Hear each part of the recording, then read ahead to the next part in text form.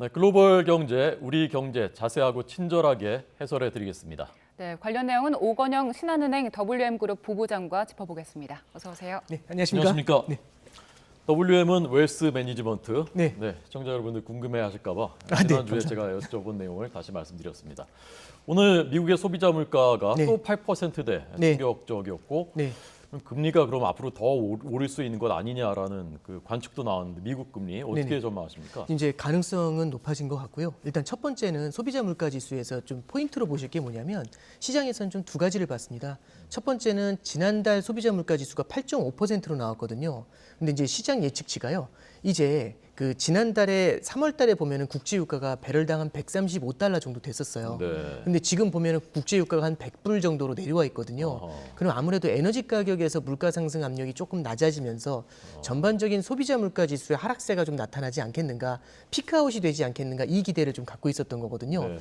그래서 내심으로는 어느 정도를 봤냐면 8.5%가 지난달이었는데 이번에는 8% 정도로 발표되기를 그렇게 지금 시장에서는 예상을 하고 있었습니다. 근데 이게 나온 게 얼마가 나왔냐면 8.2%가 나온 거죠. 네. 시장에서 예상한 것보다는 조금 더 높게 나온 겁니다. 그럼 뭐 크게 차이가 안 나지 않을까라고 생각하실 수 있는데요. 중요한 건 뭐냐면 이 소비자 물가 지수가 피크아웃 됐느냐보다 더 중요한 게 레벨대입니다. 실제 이제 미국이 갖고 있는 물가 목표가 2%입니다. 연 2% 물가 목표인데요. 지금 8.5%면 너무 많이 올라와 있는 거거든요. 그래서 미국에서는 점차적으로 높아져 있는 소비자 물가 지수를 끌어내려줘야 되는데 예를 들어서 매달 0.5%씩 떨어지는 거하고 0.2%씩 낮게 떨어지는 거하고 이 기울기가 시간이 지나면 지날수록 차이가 나겠죠. 이런 식으로 너무 천천히 물가가 떨어지게 됐었을 때는 2%까지 갈 때 어쩌면은 올해 말도 불가능하고 내년 말에도 쉽지 않겠다라는 얘기까지 나오는 겁니다. 그러면 물가가 높은 상태로 굉장히 오래 유지가 됐었을 때는 실물 경제가 느끼는 압박감도 굉장히 크지만 더 무서운 거는 사람들의 마음속에 물가가 계속해서 올라갈 것이라는 기대 인플레이션이라고 생겨나는 게 있습니다. 그게 문제가 되는데요. 뭐냐면 물가가 오를 것이라는 두려움이 생기게 되면 지금 미래에 소비할 걸 미리 땡겨가지고 물가가 오르기 전에 소비를 해야죠. 그럼 가뜩이나 물가가 오르고 있는데 미래의 것까지 땡겨가지고 지금 소비를 해버리면 물가 상승세가 쉽게 잡히지를 않게 되는 겁니다. 그래서 연준에서도 항상 그 모든 FOMC 때마다 계속해서 얘기하는 게 뭐냐면 물가 상승세, 인플레이션 심리가 고착화되는 걸 최대한으로 막도록 노력하겠다라고 한 건데 네. 사실 이번에 생각보다 물가 지수가 좀 낮게 내려왔지 않습니까? 조금 내려왔지 않습니까? 이 부분에 대해서 시장이 조금 실망한 부분이 있고요. 이런 것들 때문에 연준에서 기준금리 인상 속도를 낮추거나 이러긴 쉽지 않겠다. 이런 것들이 있고 이게 사실 이제 어제 뉴욕 증시에도 조금은 좀 부담감으로 작용을 했다. 이렇게 보실 수 있겠습니다. 네. 그래서 이제 지금 기준금리를 상당히 급격하게 네. 인상했습니다. 0.5%포인트로 올렸는데 이 정도는 인상할 걸로 예상이 됐었습니까? 네, 0.5% 인상에 대해서는 다들 이제 좀 예상이 어느 정도 굉장히 많이 됐었고요. 근데 연준도 예전에 비해서 상당히 노련해졌습니다. 0.5% 인상이요. 그러니까 사람들이 볼 때 이 타이틀이 어떻게 오느냐가 되게 중요한 것 같아요. 그러니까 뭐냐면 이런 거죠. 22년 만에 0.5% 빅스텝 인상 이렇게 보면은 굉장히 크게 느껴질 수 있잖아요. 근데 연준에서 이제 어떤 식으로 커뮤니케이션을 했냐면 3월 달에 0.5% 인상 가능성이 높다라는 얘기를 하고 4월 달에는 이거에 더해서 양적 긴축까지 진행하겠다. 이제 이렇게 던진 거죠. 그러면 시장 입장에서는 굉장히 두려울 겁니다. 22년 만에 빅스텝에다가 양적 긴축까지 들어와? 이런 게 굉장히 두렵게 생각을 하는데 그게 5월 초에는 또 어떻게 바뀌냐면 0.75% 인상도 가능하다라는 식으로 던진 거죠. 그러면 0.75%를 이게 뭐 공식 용어는 아니지만 대중들이 이제 자이언트 스텝이라는 표현을 쓰시더라고요. 자이언트 스텝이 나오니까요. 빅스텝이란 말이 묻혀버렸습니다. 0.5%가. 근데 이번에 이제 FOMC에서 뭐라고 하냐면 자이언트 스텝에 대해서는 고민하지 않다. 일단은 고려하지 않는다라는 얘기를 하죠. 그랬더니 시장은 어떻게 들은 거냐면 0.75의 양적 긴축이 나올 거라고 굉장히 두려워하고 있었는데 0.5의 양적 긴축이 나오니까 그나마 괜찮나? 이제 이렇게 된 거죠. 그래서 0.75는 피해갔다라는 타이틀이 나올 수 있고 22년 만에 빅스텝 인상이란 말이 나올 수 있는데 이 0.75는 피해갔다라는 쪽에 조금은 더 방점을 맞추도록 그렇게 이제 커뮤니케이션을 유동을 한 겁니다. 그렇지만 이건 어디까지나 커뮤니케이션이고요. 시장 자체가 받아들였을 땐 결국에는 0.5% 인상의 양적 긴축이 된 거죠. 여기다 더해서 또 우리가 볼 게 뭐냐면은 미국이 그러면 0.5% 이번에 인상하고 끝났느냐. 그러니까 현실이 중요한 게 보다도 앞으로 어떻게 될 건가가 중요하지 않습니까? 근데 연준에서 하는 얘기가 뭐냐면 0.5%씩 추가로 금리 인상을 하고 물가가 안정되지 않았을 때는 여기서 더 스텝을 강하게 밟을 수도 있다라는 가능성을 열어둔 거죠. 그럼 시장에서는 미래에 대한 불확실성이 여전히 남아있다라는 것들 때문에 네. 아무래도 불안감은 지속적으로 느끼지 않을까 이제 그렇게 볼 수 있을 것 같습니다. 네. 그래서 제롬 파월 의장이 일단 0.75는 없다, 자이언트 스텝은 없다고 하니까 그날 하루는 이제 시체 증시가 이제 네네. 안도했었는데 네네. 오늘 소비자 물가 상승률이 말씀하신 대로 예상보다 더 늦게 네. 덜 떨어졌기 때문에 네네. 자이언트 스텝이 없다고 했었지만 결국 할 수밖에 없는 것 아니냐라는 시장에서 얘기들이 돌았거든요. 네네네. 어찌 전망하십니까? 네, 이제 뭐 0.75를 한다 안 한다라는 걸 여기서 이제 픽스해서 말씀드리지 못하겠지만은 연준도 결국에 갖고 있는 생각 자체가 험블 앤 임블이에요. 뭐냐면 험블하다는 건 뭐냐면은 지금 당장 픽스를 해놓고 가려는 게 아니라 상황을 보면서 대처하겠다라고 이제 이렇게 열어놓은 거거든요. 근데 연준에서 이제 파월 의장이 얘기한 게 뭐냐면 정확한 워딩은 0.75를 안 하겠다가 아니라 0.75가 현재는 테이블에서 적극적으로 고려되지 않는다라고 했고 그 그렇군요. 앞에 또 어떤 말이 붙냐면 물가 상승세가 만약에 지금 이후에는 안정이 된다라면 0.75%는 여기 테이블에서 놓지 않겠다라고 얘기를 한 건데요. 지금 이제 방금 전에 말씀드렸던 것처럼 서두에서 말씀드린 것처럼 물가 상승세가 굉장히 강하게 나오잖아요. 네. 이렇게 됐었을 때는 얘기가 좀 바뀔 수가 있습니다. 그러면 0.75라든지 이런 빅 자이언트 스택 같은 게 나오면 실물 경제가 두려움을 느끼지 않겠냐라는 얘기를 하는데 여기에 대해서는 연준 위원들도 이제 같이 어떻게 방어를 치고 있냐면 FOMC 이후에 그 뉴욕 연은 총재 중에 윌리엄스라는 분이 있고요. 그다음에 메스터 총재라는 분이 계세요. 네. 이 두 분 다 한 분은 중도파고 한 분은 약간 매파적인 편에 속하는데 저분들이군요. 예, 그렇습니다. 네. 네. 이분들이 이제 어떤 표현을 쓰시게 되냐면 저기까지 나와 있지는 않은데 이런 겁니다. 그럼 성장이 둔화될 수 있지 않냐라고 할 때 지금 현재 미국 경제가 굉장히 탄탄하다라는 거죠. 예를 들어 수술을 할 때도 환자의 상태가 양호해졌었을 때 수술을 하는 게 아무래도 충격이 덜할 수 있습니다. 미국의 고용 시장은요 지금 굉장히 뜨겁습니다. 그러니까 굉장히 과열된 정도로 뜨거워져 있는 상태이기 때문에 미국 경제가 탄탄할 때 이럴 때 물가를 잡기 위해서 금리 인상을 하면 금리가 올라가는 충격이 성장이 강하면은 어느 정도는 완충을 시킬 수 있거든요. 그래서 저 두 분이 어떤 얘기를 동시에 쓰게 되냐면 이런 얘기를 하는 거죠. 실업률이 다소나마 상승하는 일이 있더라도 긴축은 계속해서 진행을 하겠다. 실업률이 올라간다는 얘기는 성장이 조금은 더 주춤해 주더라도 어느 정도 성장이 좀 희생을 당하더라도 금리 인상을 통해서 물가 잡는 데 포커스를 두겠다. 이제 이런 표현들을 썼다라고 해석하시면 될 것 같습니다. 그러니까 0.75 가능성이 배제할 수 없군요. 네, 그렇습니다. 네, 알겠습니다. 네. 그럼 일단 0.75 인상 가능성도 있고, 근데 파월 의장이 앞서 네. 한 6, 7월에 0.5%포인트 한 두어 번 더 인상할 수도 있다 네, 이런 이야기를 그렇습니다. 했었잖아요. 네. 그 두 가지 시나리오가 어떤 영향을 미칠까요? 네, 그러니까 결국에는 이게 시나리오 자체가 상황이 어떻게 바뀌느냐에 따라서 계속해서 바뀌는 건데요. 정확하게 이제 얘기한 게 0.5%를 두 차례 인상하고 그 이후에 베이스 시나리오는 0.25%다. 그러니까 지금 이제 6, 7월에는 0.5씩 두 번 정도 올리고 0.25 정도로 이제 그 다음부터는 올릴 것 같다라고 했는데요. 시장이 사실 이 얘기를 듣고선 되게 반색을 했어요. 아, 0.75는 테이블에서 내려가는구나라고 했었는데 여기도 마찬가지로 전제가 붙은 게 뭐냐면 물가가 안정세를 보인다면이라는 이런 전제가 달렸고요.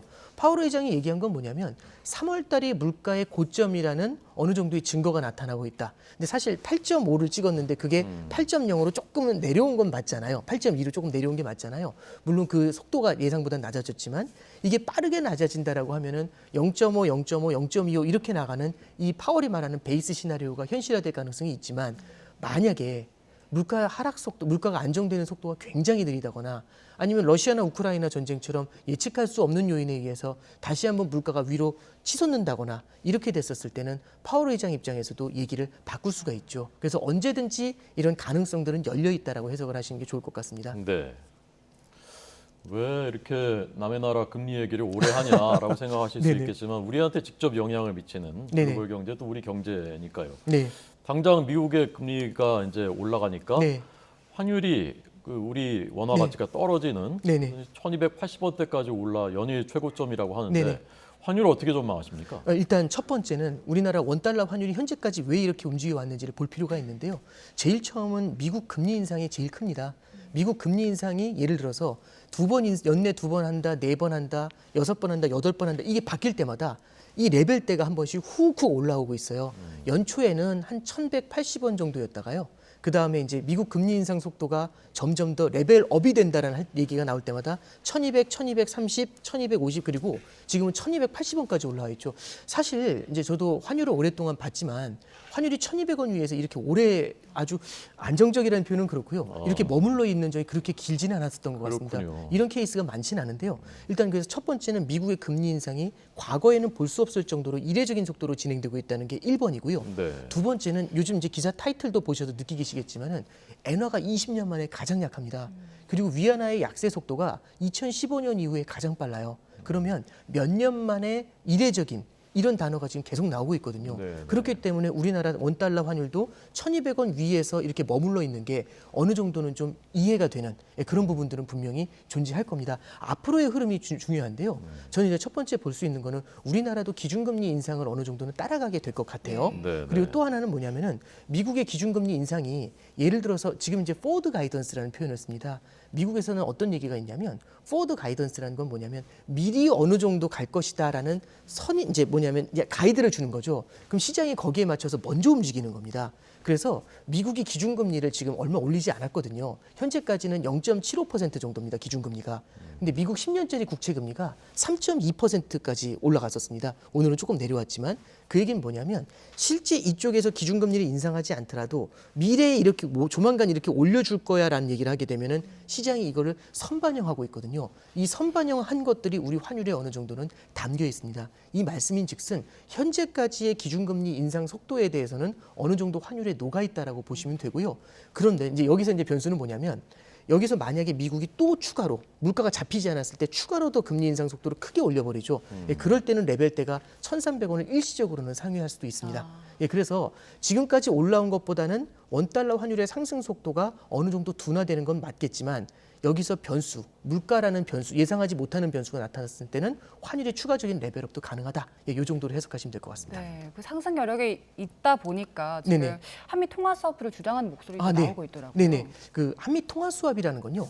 기본적으로 위기 국면에서 보통 나타나곤 했죠. 2008년도 금융위기 때 우리나라 달러 유동성이 부족할 때하고요.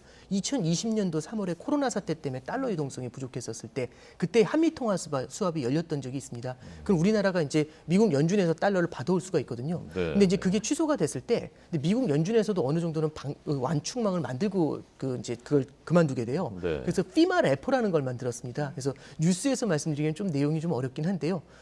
예를 들어서 달러 장기 채권을 갖고 있으면 이걸 담보로 해서 달러 유동성을 조달할 수 있도록 이렇게 이제 일시적으로 이제 그 방어망을 조금은 좀 구축해 놓은 게 있고요. 이렇게 좀 어느 정도는 시장이 크게 시스템적 위기에 의해서 크게 흔들리는 게 아니면 당장은 연준에서도 그 단계까지 고민하기에는 쉽지는 않을 것 같습니다. 네. 네, 미국의 소비자 물가 얘기를 이제 네. 해설을 해주셨는데 이게 우리한테도 우리 물가에도 이제 선행하는 네. 측면이 있고 우리 물가도 지금 비상이지 않습니까? 네, 그렇습니다. 우리는 주택 가격이 반영이 안 됐는데도 4%대라고 하니까 우리 물가 상승의 그 가능성 전망은 어떻게 보십니까? 이제 우리나라 같은 경우는 물가 상승세가 미국하고는 조금 성격이 다른데요. 미국 같은 경우 이제 8%를 넘는 물가가 있지 않습니까? 물가 상승 자체도 높지만 미국의 성장세도 워낙에 뜨겁습니다. 그래서 임금이 상승하면서 임금이 밑에서부터 물가를 끌어올리는 요인이 굉장히 크게 작용하죠.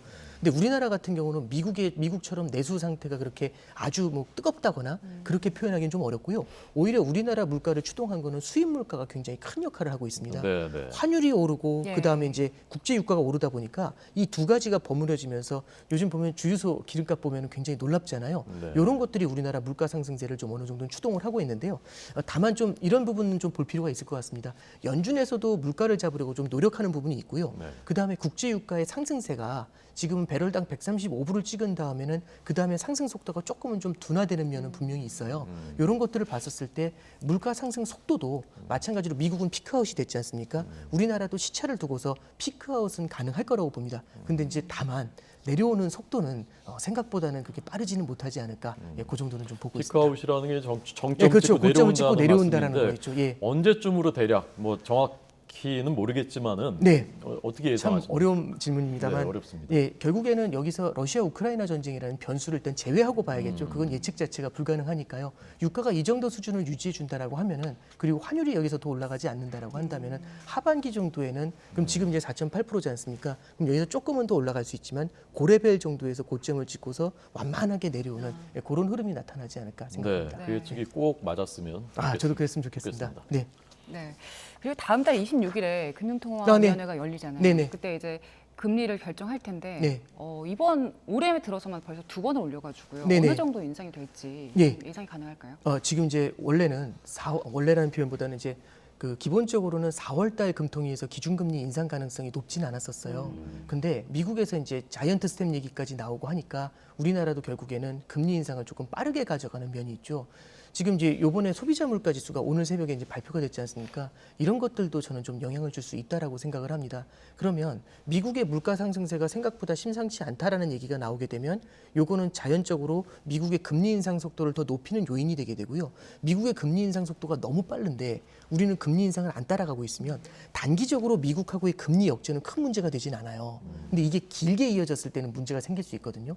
그러면 예를 들어서 미국은 0.5, 0.75씩 빠르게 올리는데 우리는 금리를 안 올리고 있다. 이러면 이제 금리 차가 벌어질 수가 있지 않습니까? 그럼 이제 우리는 이렇게 보시면 될 것 같아요. 나중에 올리게 되면 우리도 빅 스텝, 자이언트 스텝 이런 게 나올 수 있습니다. 그러니까 안 올리고 있었다면. 다행스러운 건 작년 8월, 11월, 올해 1월 그리고 4월 네 차례 우리는 먼저 기준금리 인상을 했었죠. 그래서 미국보다는 이미 올려놓은 게 있기 때문에 미국처럼 0.5, 0.75를 고민하지는 않아도 되는 거니까 먼저 출발했기 때문에 조금 느리게 간다는 표현은 좀 이상한 것 같고요. 그래도 이제 그렇게 무리수를 두면서 따라갈 필요는 없었던 거죠. 그래서 이번에도 이제 연준의 금리 인상 속도가 빠르다라고 하면은 5월 달에도 미리 기준금리를 인상을 시켜놓고 네. 그 다음에 속도를 갖다가 뒤에서 조절하는 전략을 좀 고민하게 되지 않을까 싶습니다. 그래서 원래 4월, 5월 연속 인상 이런 것들은 좀 부담스러워하는 편이긴 한데요. 이번에는 미국 기준금리 인상 속도를 바라보면서 여기 어느 정도 좀 보조를 맞추는 가능성들 이런 걸 열어둬야 될 것 같습니다. 근데 좀 어려운 얘기 같지만 우리 장바구니 우리 삶에 네. 직접 영향을 미치는 얘기들 오건영 부장님 잘 친절하게 말씀해 주셔서 고맙습니다. 잘 들었습니다. 네, 감사합니다.